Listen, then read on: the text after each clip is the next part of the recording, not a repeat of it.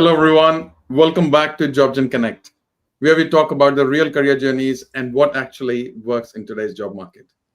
I'm Kush, the founder of JobsAnd.ai. Before building this platform, I have spent decades as a program director, hiring hundreds of people, reviewing thousands of CVs, and mentoring students on their career journey. We have some incredible conversation on this show. In the episode one, we had Sid. He helped us showcase how from 40 rejections he got to multiple offers. In episode two, we had Rashmi, who break down what the hiring manager really wants. In episode three, we went and got a recent grad who showed us how to break in the Australian market as an international grad. The response was amazing. So if you're watching live, drop in the chat your name, where you are from, which area of your career are mid-level, senior, are you aiming for the leadership? What is your biggest job search challenge right now so we can help? This community is all about getting together, doing a peer-to-peer learning. It's not a generic advice, it's real framework that we bring by bringing in special guests every week to get you insights into different levels, different industries. Today's guest is a very special person.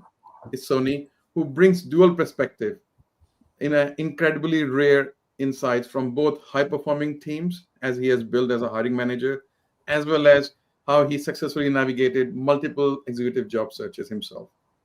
Sony, welcome to the show. Thank you, Kush, and good afternoon to everyone who's on the call.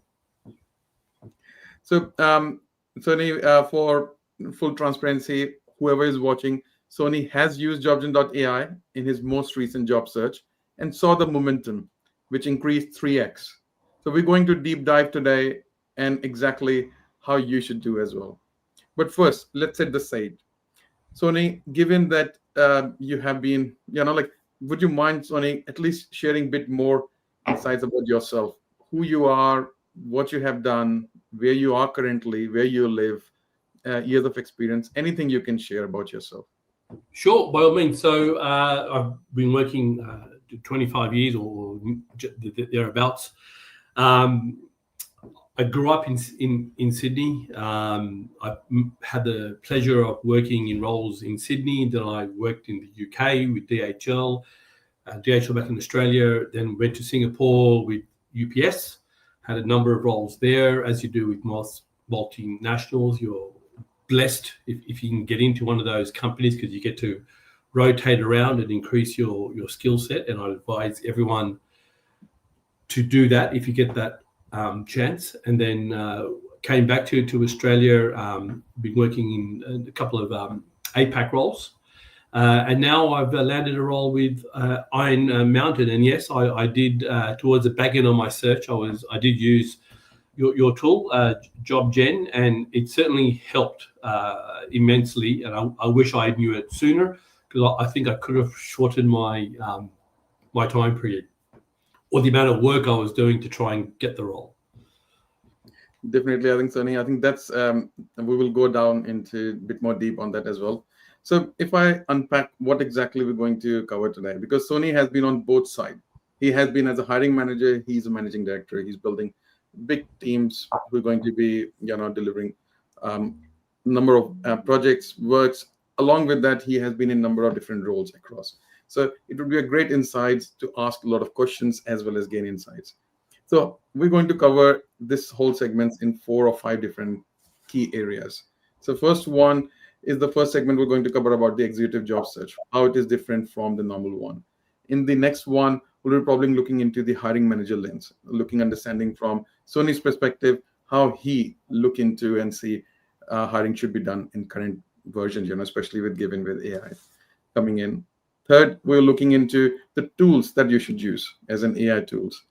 And following after that, we will also looking deeper dive into the other one would be, I think we have idea of success framework, what success framework look like. So Sony would be covering that, and then we'll be probably diving into question and answers. So let's get straight into the first segment, the executive job search reality. So Sony, we understand that you have been in an exec role a number of times. So would you mind take us through your idea? How does the job search differ at a senior exec level versus a mid-tier level What's the difference? So one, there's obviously a lot less roles, and furthermore, there's a lot less roles that are advertised. The hidden job market takes a lot more prominence within this area.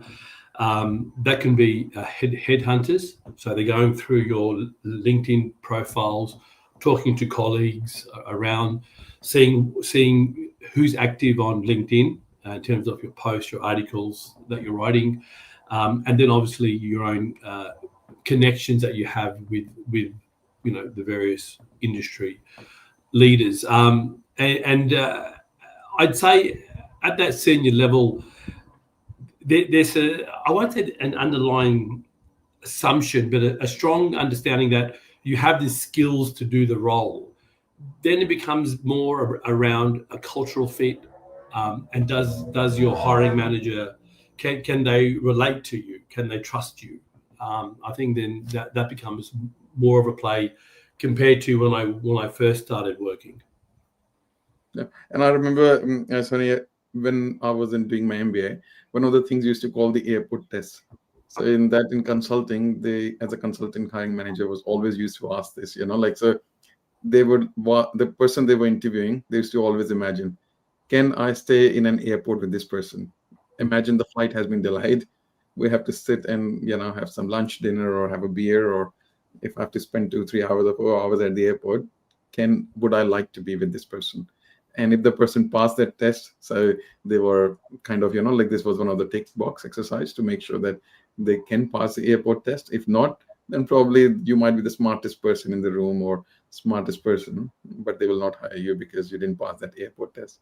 So I think you very uniquely mentioned that as a hiring manager, especially at that big roles, have to like you because they have to work with you, because everybody can do at that level. So when you're pitching at that level, you've already demonstrated your value in the market. People know your name. So what you're saying is it's more a trust thing too, I think, because at that level, you probably don't have a lot of one time. You're obviously managing quite a broad portfolio yourself, and your hiring managers, could be looking at a global remit. So you don't have a lot of that time. That they want to know that they can trust you and you've got their back. So having the skills gets you to the table, but then how do you win from that table to get the role? And that's where the personality and the cultural fit. I mean, and if you've got a personal recommendation from somebody that person knows, that goes a long way. That really does go a long way. Definitely, I think you're very right. Because if a person is referring you, so if they trust that person, they trust their advice. Correct. Yeah. And Sunny, how the interview process get different, because I hear that a lot of exec roles happens over a coffee catch-ups or golf, courses, things like that. Is it true?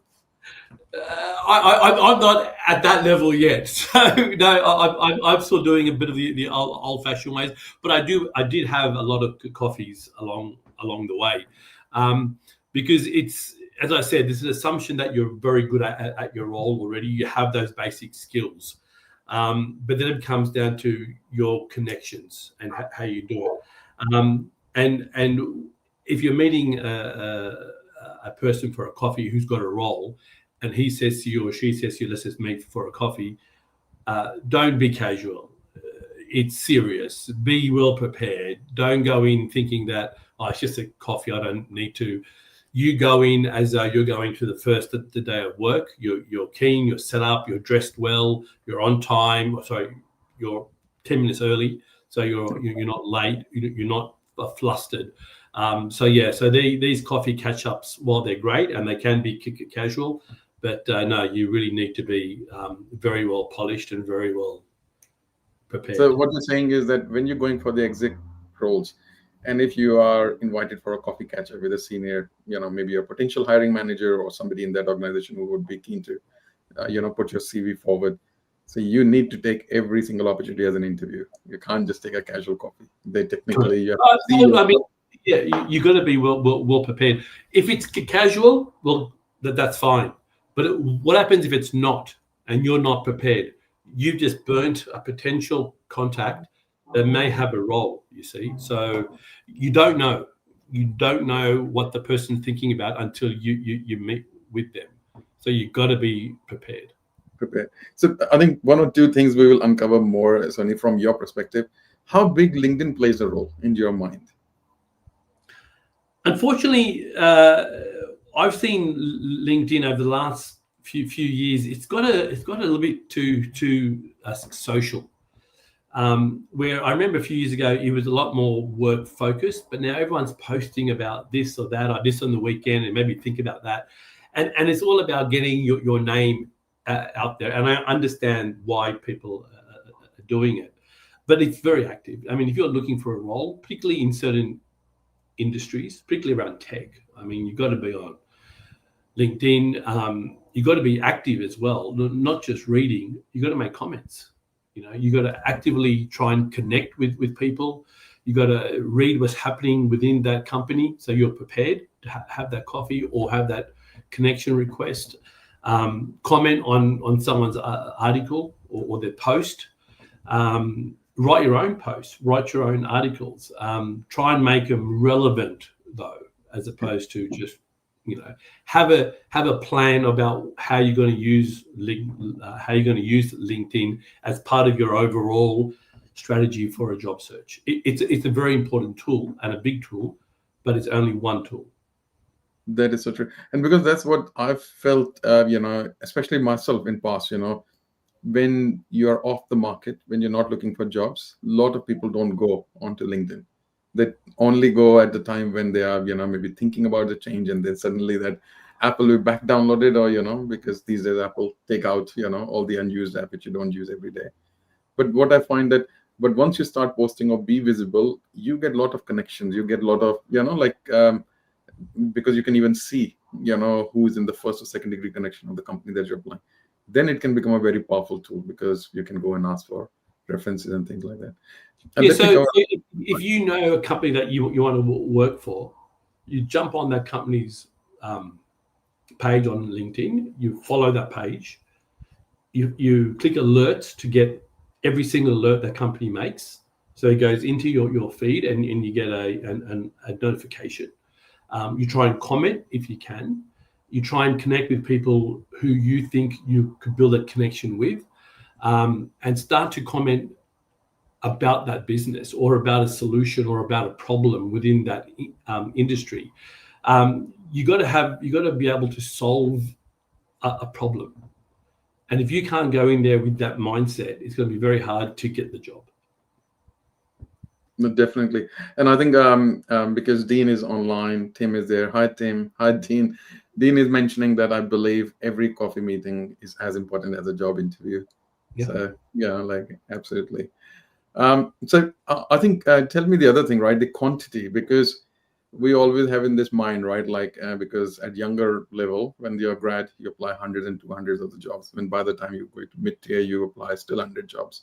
But as you progress in the career, first the roles becomes less because it's technically like a technical triangle shape organizations. So, but in your view, as an exec, what's the strategy? Because it's quality over quantity, right? Especially at that level.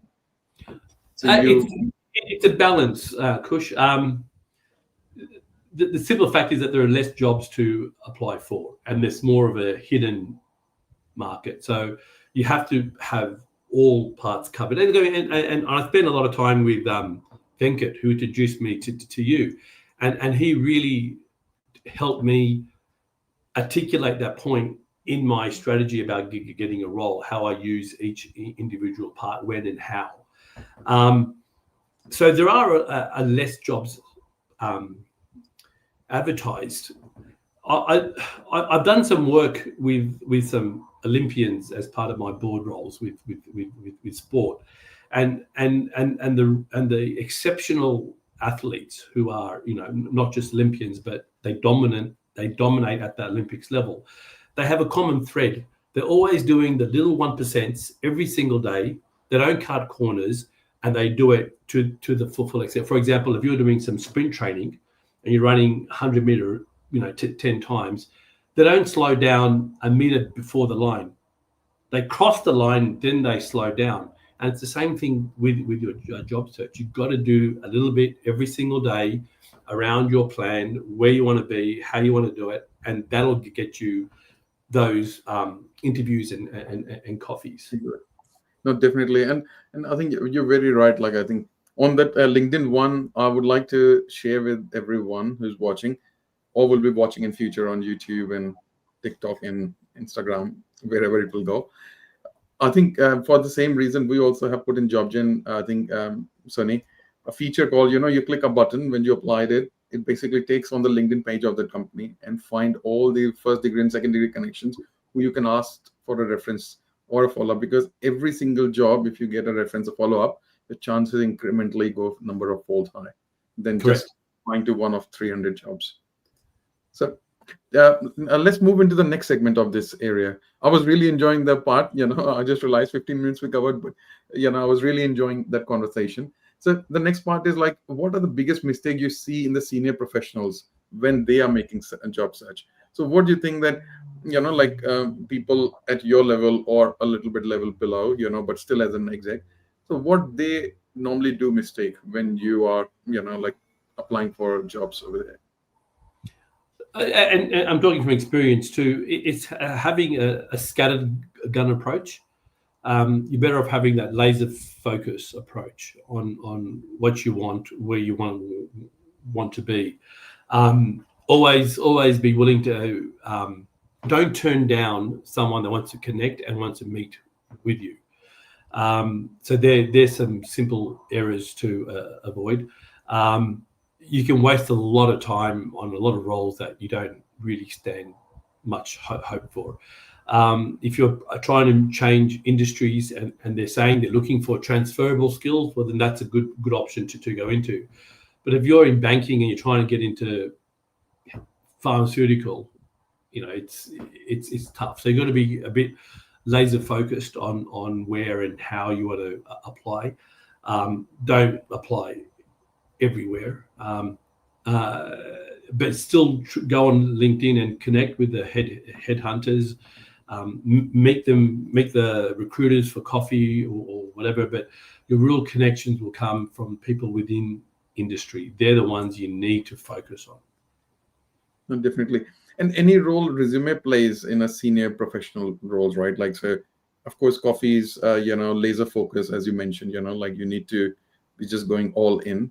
But any in terms of, because a lot of people do also make mistake of generic resumes. Anything you think that every job that you applied, you tailored or you highlighted those, strategic impacts that you can bring, or it was more in conversation? No, I mean, I've noticed on this occasion the amount of AI being used has just gone through the roof. Even though job hirers are using AI to vet your CV, so you have to have, unfortunately or fortunately, a tailored CV. But those CVs, generally speaking, for when you're applying for roles that are going through, the ATS score and trying to get through the recruiter's platform, that just gets you in the door, right? But when you're going for the more senior roles and you've got a connection, that CV, while it has to be tailored, it's not as tailored, if that makes sense, because you've got a connection. They already want to meet with you.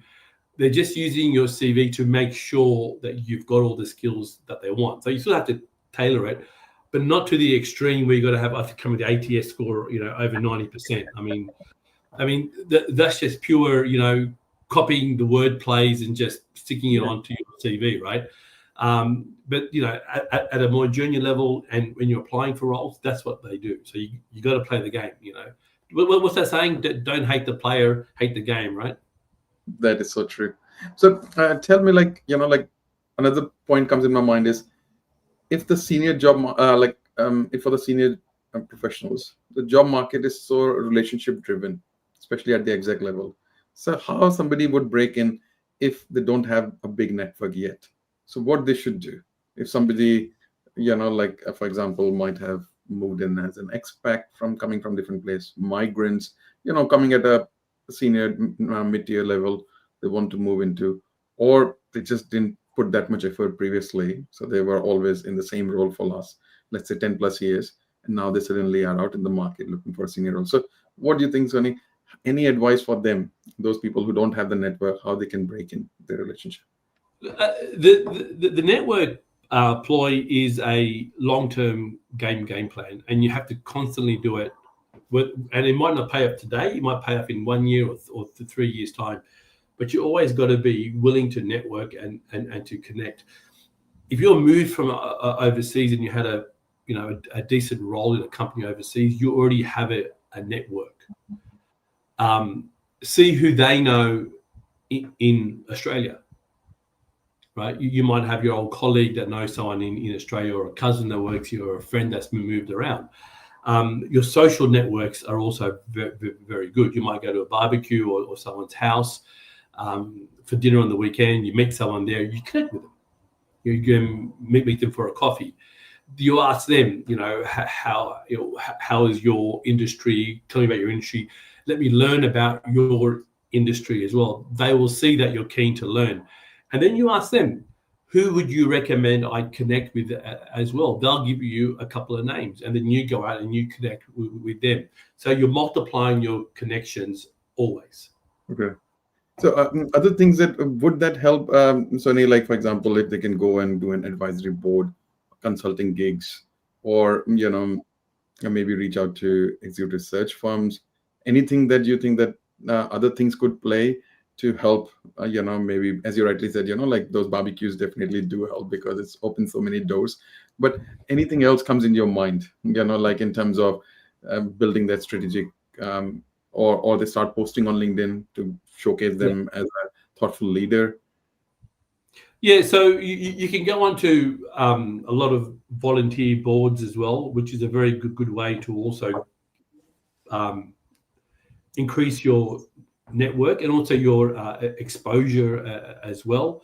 And that gives you something to post about on LinkedIn as well. So if you can do anything to get out there, do it. Definitely. No, perfect. I think what we'll do, we'll wrap up this section. I really enjoyed the first conversation because this was the main crux of today's episode, which was how to get into the executive level. So I think if I summarize before moving into the next section, so there are a few ways, so senior roles, what are the key learnings from this section? So executive job reality is senior roles are relationship driven, not application driven. So as Sony said, like, you would already have a lot of things or your brand name already existing. That's why you're being approached for those roles.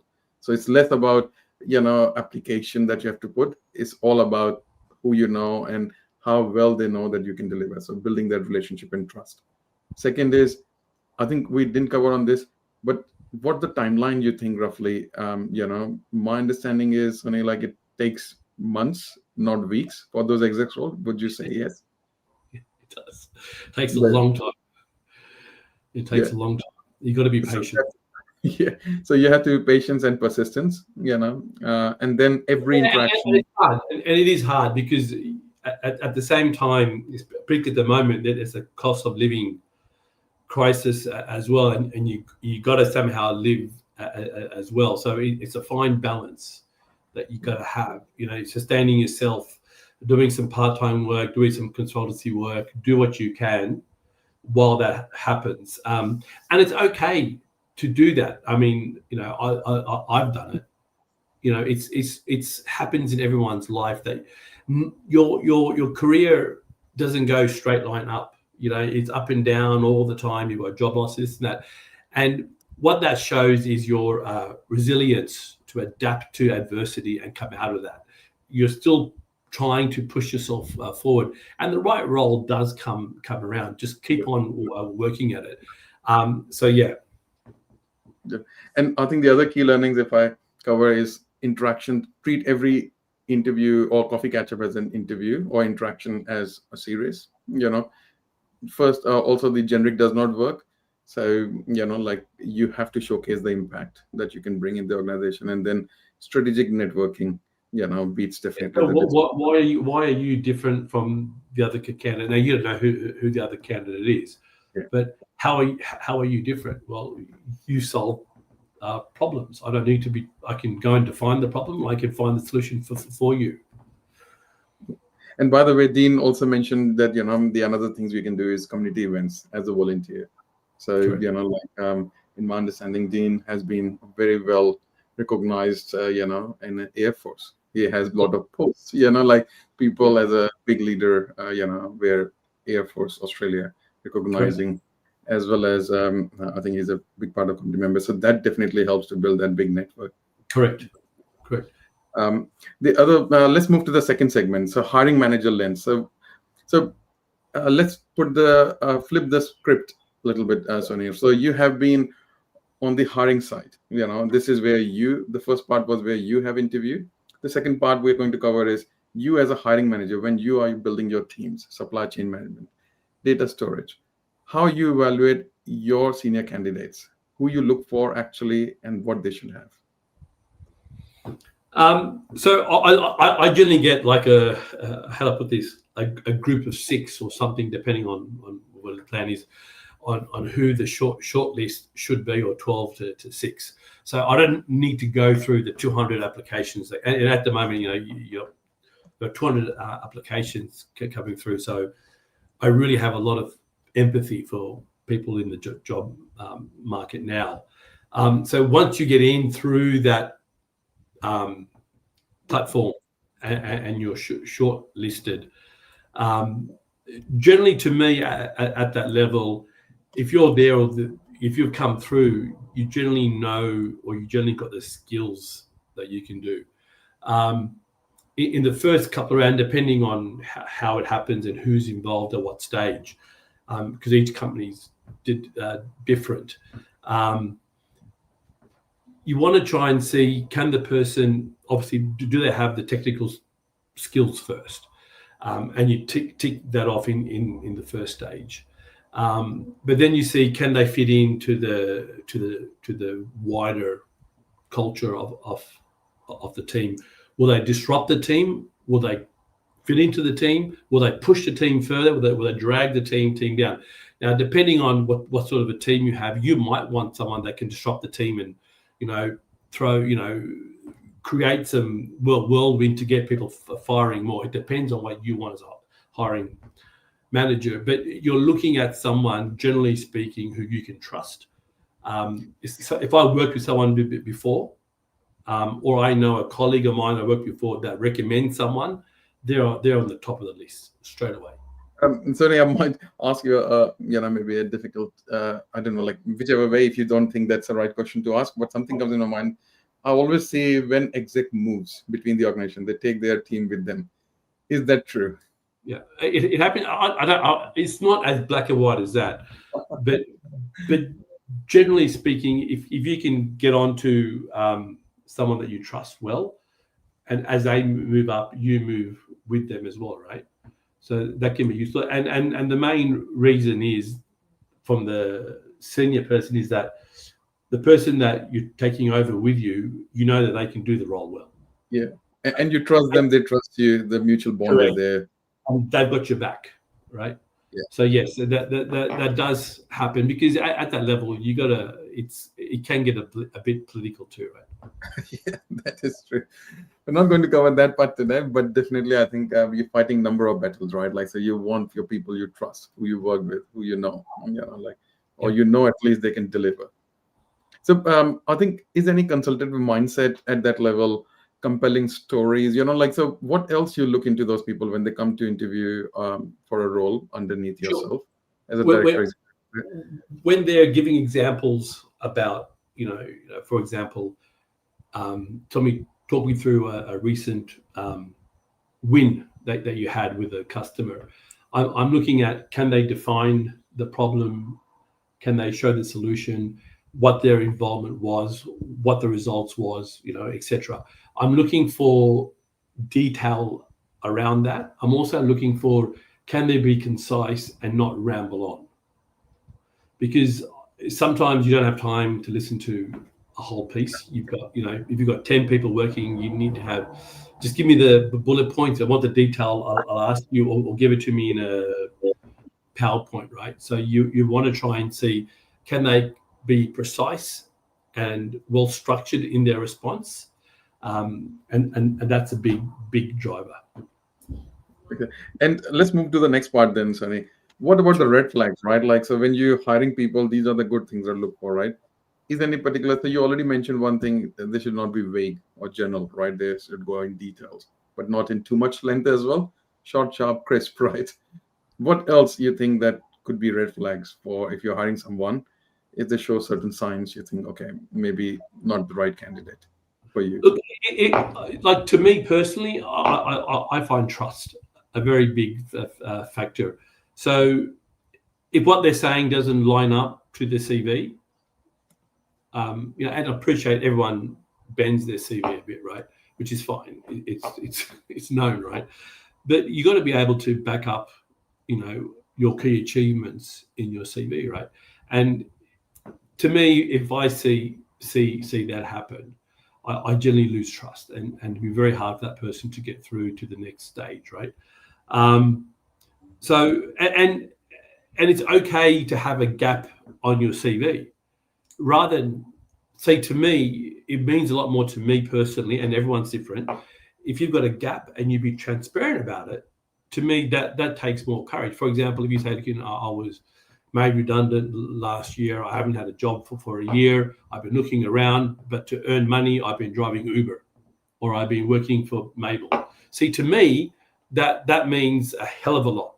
That to me shows, one, he's honest, he's transparent, he's accountable for his or her position. He's willing to do whatever it takes to earn an income and keep food on the table.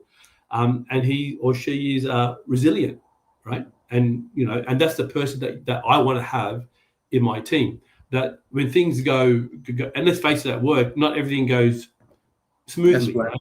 Yeah. You want someone that can, get into the trenches with you, and who's had that experience. Someone who's gone along and had a very smooth career. One, I find that very hard to believe. But then I also think to myself, they probably had a silver spoon in their mouth, and they haven't had that adversity, right?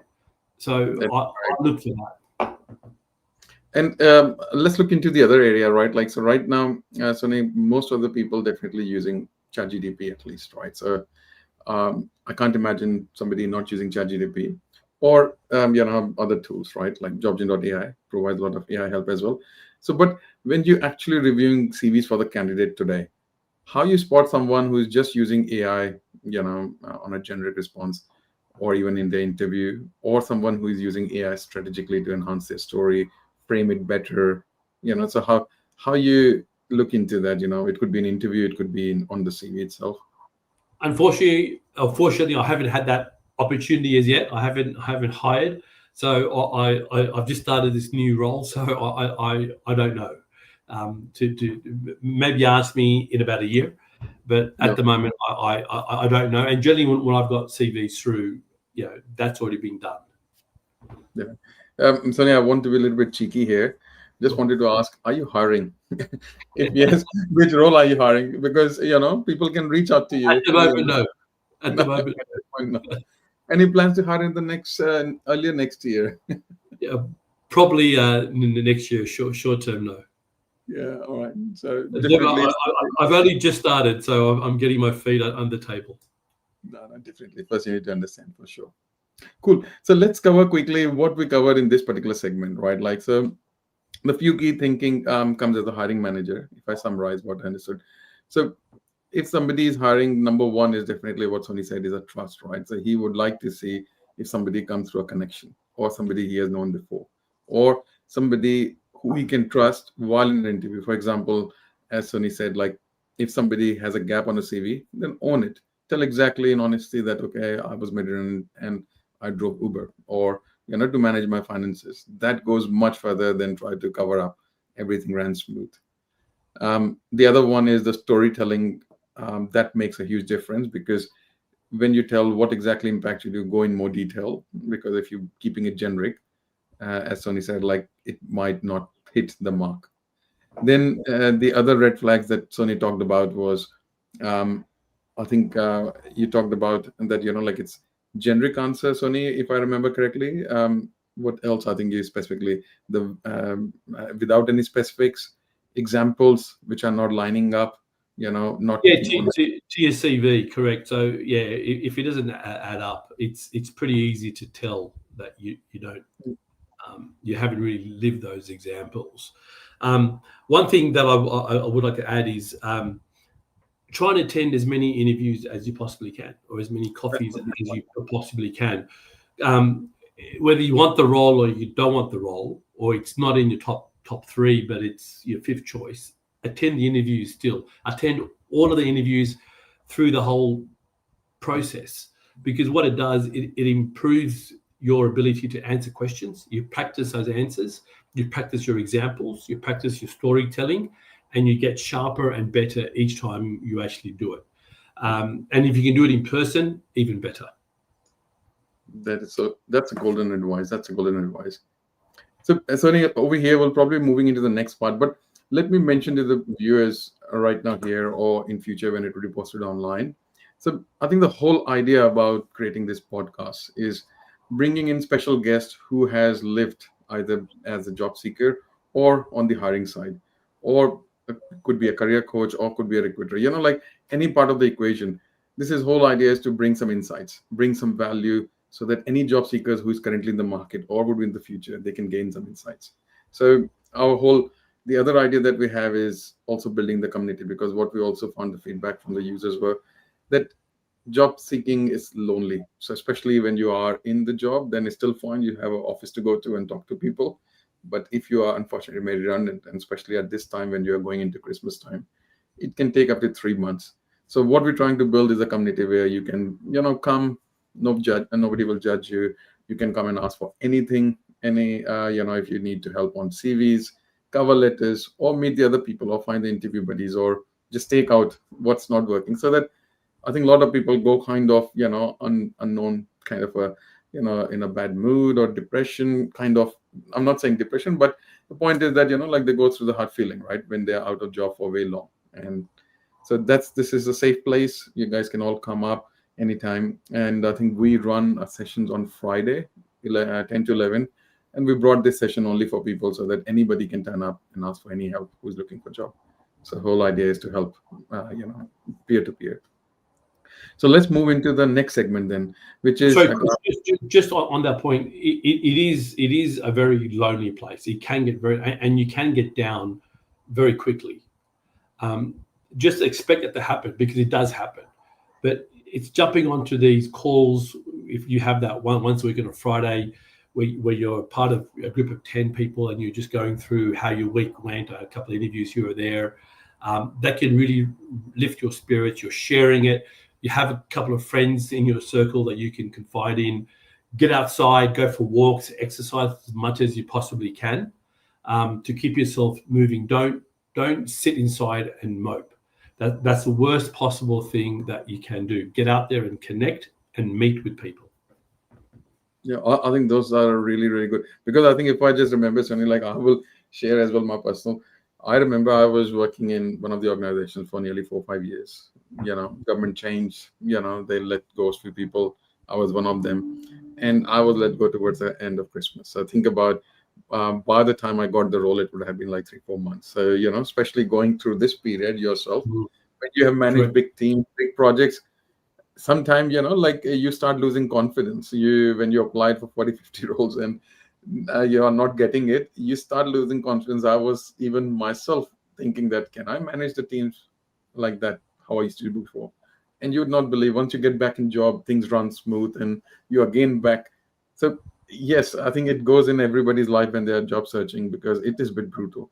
So, but and if you have a couple of hobbies, go and pursue them now. For example, if you wanted to build a back deck on your house, this is a great time to actually do it. Spend the afternoon between 4 and 8, because it's summer, and build your deck, right? Do that now, because you have the time to do it, and say it, during an interview. I've used this time. I've been, driving Uber in the morning. I apply for jobs between 12 and 4. Then at 4 o'clock, I go outside and I build my deck. And this is some pictures of what I've done. You want to take your kids to school and walk every morning with your kids and pick up from school, go and do it now, because when you start work, you don't get those opportunities. So use this time to also recharge your own batteries. So when you do get that job, the job does come. It will come. You are refreshed. Your mind is refreshed. You're physically refreshed, and you can start. No, I think you raised a very awesome point toward the end as well, like which I really like this. Like job will come. It's just a matter of time. Everybody Correct. gets it. So that's the hope that like no matter which level you are, everybody goes through some kind of a struggle finding jobs. And you will get it like everybody else. So I think just keep that hope and join these kind of communities. Come and talk to us, talk to other people, connect with Sony, like Sony, if you don't mind towards the end, do share your LinkedIn, like people can reach out to you, connect you on LinkedIn as well. That's fine. So let's move into the next segment, which is JobGen AI transformation. So my understanding is, Sony, you have used JobGen. So would you mind? And I remember when you said like, okay, you found the job, and at that stage, I said like, would you mind giving me half an hour so that I can, check with you what worked, what didn't work. And one of the comments you made during what worked was you said that Kush should help me to go 3x. At least simplified my whole process, made the speed faster for me. Would you mind take us through, Sony, in your perspective, like when you use JobGen, where it helped you, like what was 3x that you mentioned about? Sure. So yeah, I was. It came in towards the later part of my job search. It wasn't from the beginning. I was already quite a long way into a number of interviews. Venkat was the one that got us connected to use it. The immediate benefit that I found with your platform was that it put everything into one single source. Before I was running a spreadsheet, I had different tabs on it. I had to physically update each one. I had to, and then if someone called me, I had to sort of go back there and find out what we spoke about last, what stage we're at. Where with your platform, everything was in the one spot. So that really helped. I still kept on applying to a couple of roles as I was getting close to the end. And I would see the ATS score, and that really helped to say, well, it's not worth even applying for, because you're getting upward of over 200 applicants a role. Now, I don't know how great the applicants were, but you're one person. So it really provided a lot of clarity and a lot of self-reporting on where I was at and the information I needed on certain roles. I think and that was one of the reasons why we even built so technically what we did was, Sonny, we tried to build the whole CRM system for job searching. Yeah. So that when you see a job, it tells you automatically how well is aligned to your CV. It gives you scores, it gives you everything. Yes. You just click save, then directly it copies everything. Even if the job disappears from LinkedIn, Seek, or Indeed, you'll still have a copy of it and analyzed for you. And the cover letter as well, which is, because if someone rings you, or like if you're on the call, an agent calls or a recruiter calls, you're trying, or a talent acquisition person, you're quickly struggling to get, So it really helps a lot, and it makes you look a lot more professional. That you've only applied for a couple of roles, where you really apply for 10. And I think one of the other things that I don't know, Sonny, you get to use or not. There was especially when this was a feature one of my friend asked for it. He mentioned that at times you do apply 30, 40, 50 roles, and after a month or so of applying, everything gets smashed, right? And you're not knowing and remembering exactly what each and every role is asking, because now you have done so many iterations of your CV and applied. So he said, Kush, would you mind making something where I can just go and click a button and it can give me the whole pitch? At least what exactly they're asking, why I'm the best candidate, what is in my CV that I need to say. There would be so many things I can say about, right? And that we did, it's called, phone apply. So you click a button for every single role, it basically tells you how you're the best candidate. So the idea, as you said, if a recruiter calls you, you pick it up, you just hold on, give me a sec, and find the job, click that button. The whole script is ready, because you now know exactly what they're looking for and why you are the best candidate, and the whole pitch is ready for you. So then at least you put yourself in a best way forward. And one of the guests who came early on in this podcast when we started, his name is said he was one of the motivation to start this podcast, because he went from 40 like applying to 40 jobs with no response to 8 interviews in 6 weeks Yes. and job offers. And one of the things that he did mention that really, really helped, because when you are managing that many jobs, you would like, like an easy click so that you are ready, you are Mm. best form, because every time somebody calls you, you are well prepared. So, and it helped him. So, Correct. And it's also very important on how you answer the phone. that is so true. That is so Right? true. You got to sound professional, and you got to sound positive. So you talked about tracking that definitely it helped you. You don't need to use spreadsheet. Did you use JobGen for managing contacts? Because that's also we embedded in that contacts and events, right? Because a lot of people go and meet No, people. I was quite a way into it. So by that stage, no. Unfortunately, I didn't get it. One thing that I would say is that the part that got me really excited was I saw an issue with your platform, and I remember one night, I think it was about 8 p.m. or something. We spoke on the phone, and I said to you, "This is annoying me." And you said, yes, we're addressing it and we're fixing it and it'll be fixed. And I think on your next release, it actually got fixed with the thing. So I quite like the fact that you're always customer focused. You're always trying to think about the candidate and how they want to apply and what helps them. Yeah, absolutely. I think Sony, and that was golden as well. So big thanks to you. I think we have already fixed it. Right now, I'm filling the form with Google. So that feature got fixed. Not only that, the other customers did mention to us one of the things that can I have my photograph, because they were waiting for photo shoot to be done for $300 photo shoot, so Yeah. that they can update their LinkedIn. I said, hang on, I can get it done inside the Chrome extension. And I Yes. think today a release is going. I think within this week, people will have access to. They can click a button. Now, our Chrome extension will take their photograph from Yes. the LinkedIn, and they will give them 4 different professional photo shoot in a corporate form, startup form, executive form, professionals, and they can download and upload it. Make Yes. it that easy. Just click of a button. No, 100%. agree. We are building Agree. this software for people, and any feedback anybody would have, we will definitely. And big thanks to you for being part of that.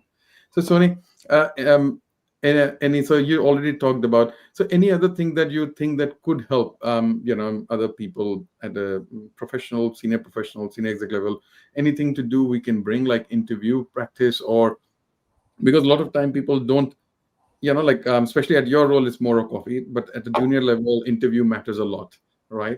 So, anything that you think that we could play a role in helping people build that confidence, build the right pitch, build that framework, because a lot of people answer, but do they know? Do they have the right answer? Like what people are looking. For example, if somebody asks you, how you manage a difficult stakeholders, there's so many different ways of answering that. People might not have, exercise themselves. Would AI be relevant or helpful for them in those interview practice Yeah, scenarios? I mean, you can put answers into Chat GGBT or any software tool. I think you guys have something similar as well, and it'll spit out various answers for you. You put your CV in there, you put the question type, you put the company as well, and it gives you a script. Now you have to take that and then obviously make it into your own words, because you got to be comfortable saying it, and it's got to be coming out of you, and you already put in your own example. So, and practicing that over and over again with your wife, husband, partner, brother, friend, or going to interviews and coffees is how you practice that, right? So do it over and over again, and get it sharper, more concise, more tangible in terms of the results. And I really loved it. I'm just looking at the time; is already 50 minutes. So we might rush a little bit to the next section. So let me quickly summarize this section, Sonny. So what you said about a few things that we can do, or like in executives job search. So one is definitely, like your CV definitely do the talking, but tailoring your position, not leaving a generic stuff. You tailor yourself what the impact. Second is strategic tracking system, so that you can follow up every single job technically you're applying, like looking at angle, reach out to the people for references.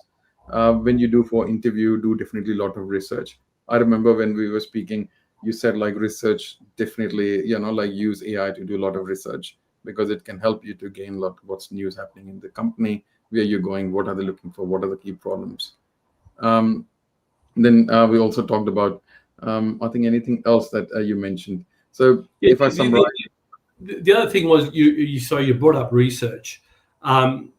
When you go into these coffees or these interviews, you've got to be prepared, and that comes down to research. Now, going back a few years, that research would take several hours to actually do. Now you can go into, ChatGPT or wherever, and you can put in, this is a company, this is a market, or Australia only, or APAC, or globally, and you can get the whole Porter's White Forces, you can get the SWOT analysis, you can get customers. It depends on your script. Now that's done in two minutes. It may not be completely correct. You need to obviously vet that.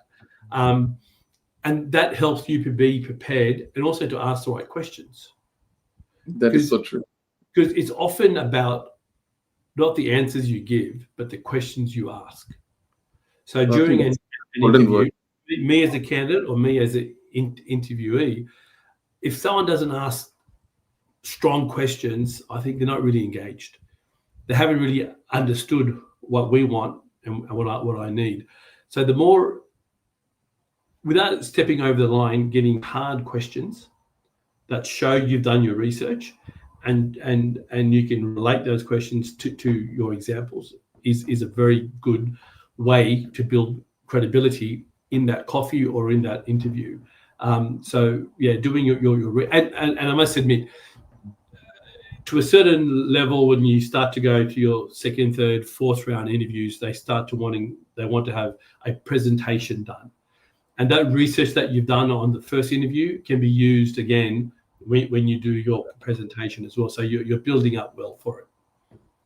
That is so correct. No, definitely. I think tell me more about, let's move into the next section then. So I think, Sony, what about the success framework, right? Like, because let's talk about 2 or 3 things which comes in your head. What is the success or one skill that you think can be an unfair advantage for an executive role? So what's your secret? You mean at an interview stage, or you mean preparing for the interview, or so, like, to get to that particular role, what is one skill that you think that definitely you need to have, or somebody who is going for an executive roles like yourself need to have or have to bring across to be seen, which could be, seen as definitely, I think, as an unfair advantage or a secret. Be someone that can solve a problem. Come with answers, come with solutions. Do that consultative selling approach. Go in, ask questions, understand the problem, and propose potential solutions that could work. That'll set you apart. I think just only one thought came in my mind. I remember an interview I went to, which luckily I got it as well, a job. In that interview, it was less of an interview. They asked me the direct question, how are you going to solve it? This is the challenge. So they set the scene. So this is the challenge they're having. This is how they are, the systems are not talking to each other. People are, different camps and all this stuff. How are you going to solve it? And you would not believe, in that interview, rather than sitting, I saw a board, a marker. I went and stand. My hiring manager, he went with me, and we actually solved how we should do it. And I was given a job. So I think you're very right, Mike. If you can show them, demonstrate them that you can actually find a solution for their problem, because everybody's hiring someone to solve something. They have a problem. They want you to come and sort it out for them. But just remember, you define the problem first. Yes, that's correct. And there could be some assumptions, or sometimes you can ask. Of course, yeah. And the interviewer won't expect you to have the right answer, but the fact that you can go through the process, the fact that you can ask the right questions, you're willing to take control of the meeting to a certain aspect, and think about it and propose potential solutions, shows that you've got the ability to think. Definitely. Anything else comes in your mind which could be used as a secret weapon for, or a skill to land good interviews or jobs at your Keep level? doing, keep a very keep a good calendar of working. So between 8 and 10, I want to do this. Between 10 to 11, I'm going to go and play squash. 11 to 1, I'm going to have lunch here or something like that. Right? I'm going to connect with someone, go for coffees. So have that routine, as I mentioned to you, and an Olympian does all these things every day. So you have to do it yourself every single day. Yeah. I think Dean has put a very, very good comment, and he said like becoming the go-to guy. Yeah, So that's yeah, another secret, right? Because yeah. somebody told me as well. I was reading somewhere, right? Like what differentiate people. So think about especially at the junior level, right? Like or mid-tier level. So if you're the guy who just finishes jobs and disappears, you might not get the promotion very quickly. But if you're a guy who finishes and go back to, like your boss and say, okay, this I've done. Anything else you want me to take care of? That goes far away, right? Because then your manager start giving you things that where he wants help on, and more you get in. So next time, anytime his boss comes in asking for who is the right person or there's an opportunity, Yeah. who will be your manager recommending? Of course you. And that's, I think this was from, I don't know, from one of our billionaires. He gave this advice that, I was reading that if you want to grow up in a career very quickly, be that guy, as I think Dean is saying, be that go-to guy, like where your manager would like to go to. If any problem, you are his Yes. right hand man. Become that right hand man. Correct. So, perfect. Anything else, Sonny, comes in your head? No, we're question time. I'm not sure if you Yes. if you if you guys I have think we just questions. dive into then question and answers, because that's, I think, where we go. So if you have Sure. any questions, please post. I think there are a few questions that have been already posted before. So someone has posted, I'm in mid-career, aiming for my first senior leadership role. How do I position myself as an executive ready when I don't have a title yet? So you don't need to have a title because you're aspiring.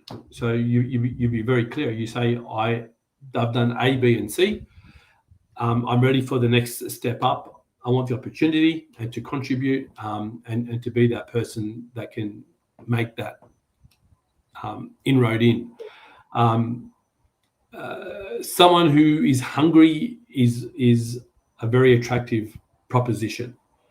Someone who's coming across sometimes is not as attractive, but someone who wants to step up is going to put in the time and effort. So you got to play to your strength, and that's your strength. Somebody who can solve the problem, somebody who can demonstrate that they really want it. I remember, like, as you mentioned, there was one time I was interviewing some people, and there was one candidate. We were in between two candidates, right? So one candidate was, we could see that he can easily do it, like, so he was good, he had the skill set, but he didn't look that desirable because he was already working in a company. He had 4 weeks notice. Whereas another person who didn't had a job, who might didn't have that whole skill set, but you could see that he really wants it, and he is ready to do anything, ready to learn, and he can very easily quickly learn. And you would not believe, we went with that guy who was really keen to get it and would do anything to get it, and he performed so well. He was like a legend. So And don't forget, when you're applying for roles, a recruiter, if you're going through through a recruitment company, they're confined to what the client wants. And if there's 200 applications and they got 10 boxes to tick, they're going to pick all 10. So if you're ready for your step up, you might not have as much success going down that path. You might have more success by going through more of a headhunter as opposed to a recruitment person, or having those coffee connections, because you're showing your hunger, you're showing you're willing to go outside the box and push yourself. I might just apologize to everyone. We are running a few minutes over because there's two more questions being asked. So let me get that answers while we have Sony here. I'm so sorry. We might run like 3 to 4 or 5 minutes over max. Sure. So second question, Sony, I think somebody has asked, how do I explain a gap in my resume at the senior level? I took 18 months off for a family reason that I'm worried it's a red flag. So you mentioned that, 3 to 6 months gap, it can be explained. How about this one, like, how can somebody explain, by owning it? Yeah, so I don't know your situation, but if you've, for example, had a redundancy or you took time off because a family member was sick, I'd be honest about it. I'd say in my CV, career break due to, for family member sick or moving countries or, and during this time, I also bettered myself by doing this course or that course. So it's what you do with your time is what's important, and being transparent. That's to me personally, and everyone's different, right? But to me, being transparent and being accountable shows to me that you're someone that I can trust. Definitely. No, I think very good. And I think that's what I think in the last conversation, it also came up with the hiring manager that we had, that we need to like own it, right? Like, because when you're away, what learning you did, you can showcase this cross-functional thing. If you travel the world, you can say that, like, I took time off, I worked for 40 years or 30 years, and now I took off, and this is what I've gained. Now I'm coming back with a fresh perspective. I needed a reset. Or it was a family member, as you rightly said, then I needed to care for family. That showcase as well as, like, be genuine, and everybody understands that. Nobody's career path is straightforward. It happens. It does happen. And you'd be surprised how often it actually happens. So some people try and cover it up and it looks rosy, but it's not. There's no point here. So the another one comes up is, how important is personal branding on LinkedIn for executive roles? Yeah. Do I really need to post regularly? So this is follow up from your where we were discussing about LinkedIn. If you're looking for a role, then yes. if you're not really looking, but you want to remain as an industry leader, then you should post, every so often. But if you want to be seen, then you got to post. You got to write articles. You got to comment on posts. You got to be a thought leader in the industry you want to be in. As I said, you got to have a plan, and LinkedIn is part of that plan. So how do you use it? Well, yes, you need to do it. No, I think great. And be strategic about it. But be strategic about what you're writing about. And I think one of the last thing I would like for this segment is any one piece of advice or takeaway for somebody who is currently job searching. Do you want to give any hope or anything, any piece of advice that you would like to leave people with? Yeah, look, I mean, being resilient is a strength. So being knocked down and not having a job is okay. The question is, how do you get up? And that's the fighting spirit that I would want to see. Is, yes, I've had this, but now I did this, and this to get myself back up and going. It's going to take time. This is just, you can get lucky, So if you don't, then you're looking at a several months gap. Find ways where you can financially survive. Put the mortgage on a pause, or drive Uber for a while. Do some consultancy work a couple of days a week. Keep active, and don't be afraid to mention that, because to me that shows a lot of character about you. But try and keep positive and try and keep out there. Get fit, get healthy. Get your mind engaged, and also physically as well, and also in your network, start to expand that as often as you can, as much as you can. I think these are Christmas. There's a lot of things happening around Christmas time, right? Everyone's in a pretty good mood, right? Go out to these events, go out, and you'll be surprised how easy it is to start up a conversation. That is so true. So I think what I take away is, don't be, don't rejection let take away your confidence. Be resilient, keep applying, have the hope. And, like, if you're knocked down, you don't have a job right now, everybody goes through this. You will. And don't take rejection personally. Yeah. Because the person doesn't know you. He or she's seen 200 CVs, and you're one of those. And unfortunately, it's only these days it's AI, not even people looking at it. Correct. Yeah, correct. AI is rejecting the people. And even if you're shortlisted, right, keep thinking about the positives. You may have been one of 6 that got interviewed. You didn't get it. Then the next time you went to the next stage, you're one of 3. So you're constantly improving, and you're getting better each time. You're getting closer. I had 2 roles that I was at the final stage, and I did not get it. And these roles take several months to come up and then to go through, and it's deflating. It honestly is, And I took the weekend. I closed the laptop. I didn't bother, and I started afresh on Monday morning. It's just what it is, right? That is so true. Well, thank you, Sony. I think let's wrap up. And I think one of the things that comes in my mind, based on what you just said, that to let everybody know that career is not a ladder. It's a portfolio of your experiences. Some people, you feel that they're moving in a perfect paper plane way, just but other, but the life more conventionally is riskier. A lot of time you have to step back or move or be out of job, but that's fine. But if you can just stay authentic, keep building yourself, don't let your confidence go down. Correct. It is, it's not just searching for a job, it's searching for the right problem to solve, because technically where you will go next, that will carve the next few years of your career. So Yes. do align, keep your skills up to date, use AI these days, learn from a lot of from AI we can do, and showcase any experience you go for. Look into showcase what value you can bring, what problems you can solve, research about the company, tell them how you are that guy, as how Dean said, be that go-to guy, in that company. Cool. Thank you everyone for watching us. This is your community. So apologies that we ran a few minutes late, or over, I would say. Please feel free to ask anything. Next week we have another special guest. Sony, you would be knowing this person. His name is Venkat. So he'll be coming next week, helping us. He's a career coach, so he will be giving a lot of tips to us. Like how and what you should do. Normally he charges few $1,000s. He is giving this session for free to us. So please come and join us next week. Thanks, Sony, for giving us your time. I hope a lot of people would have found it very useful, because this is your real journey, your real career as a real hiring manager and an exec, how you look and what you do. Thank you, Kush. Venkat's very good. So jump on that call then the next week. He's got a different lens that he goes through, and he's very practical. So I recommend it. I wish you guys all the very best.